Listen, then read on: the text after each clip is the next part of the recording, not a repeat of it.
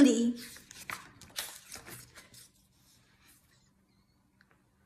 I sat motionless in the passenger seat, feeling trapped in my tight seat belt while Mom sang along with her tapes and pointed everything she spotted on the roadside. She even read the signs aloud, as if I couldn't comprehend them on my own. Crawford, 50 kilometers. There it is, baby. That's the town we are headed to. How many miles is 50 kilometers, Mary? I don't know. I stopped folding my arms. Oh, Mary, please don't be moody. Not today. I told Harry all about how polite and intelligent and cheerful you are, she said. Harry was my brother's new boyfriend, her significant other. She called him. She'd met him at a business meeting where her company bought the company Harry worked for. And since then, she'd been driving over the border to Canada every weekend to see him, leaving me at that. Don't get me wrong, I love staying with Dad, but I miss my mom weekends.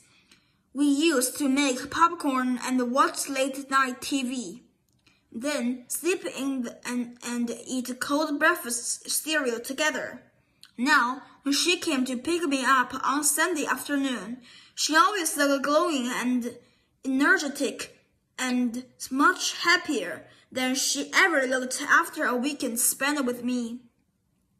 Last Monday, she said something about her and Harry getting married, and that is this trip might be the time when he pops the question.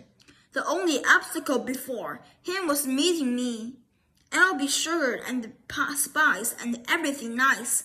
I promise, I said sarcastically, staring out at the Canadian countryside. It pretty much resembled the American countryside, only it was more Canadian, somehow bigger and emptier, just as I imagined Harry, bigger than that, with an enormous head with lots of empty space inside. The landscape started to get more hilly, with the houses and the buildings visible. Mom exited off highway and drove into a town that looked like any boring American town. No guys in flannel logging shirts or those big, ridiculous hats with ear flaps. Mom seemed to get fidgety and excited, singing even more loudly as we drove through the neighborhoods. She pulled into the driveway of a gray two-story houses with a big front porch. Please be cooperative, Mom said, drawing me toward her to plant a big kiss on my forehead. Before getting out of the car, onto the porch of the house stepped a man who was kind of the sight, with wire-rimmed glasses and thinning hair. Mom sprinted up the steps and flung her arms around him, kissing him hello, and he said something I didn't hear. Not yet, my mother replied. I got out of the car and slid by it for a second. Come on, Mary, Mom said, motioning me forward. I went onto the porch and shook Harry's hand, not wanting to admit myself that his sword had a nice smell.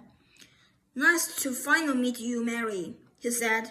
Are you ready for your surprise? I waited for a moment, not reacting until I could figure out what was going on.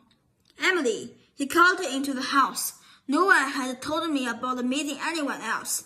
I looked to my mom, who smiled nervously. I thought maybe Emily was the new puppy Harry had bought to make me like him. But then a girl stepped from behind the door. She was about my height, with brown hair and the same neat little nose as Harry. There was a tense moment when we all stood still. Mom and Harry waited while Emily stood with both arms behind her back, holding one elbow with the opposite hand. From the look on Emily's face, I knew that Harry had given her exactly the same speech that my mother had given me. He hoped she would be nice and get along so the two of them could continue being happy together. I wasn't sure about the idea of Mom and Mary getting married, but Emily and I were in the same boat. There was no reason for us to not be friends. I smiled at her, and when she looked up, she smiled back. I want to come up and see my room, she asked, releasing her hands from behind her back. Sure, I said, and I could hear Harry and Mom sigh with relief. Emily smiled again, taking my hand and leading me inside the house.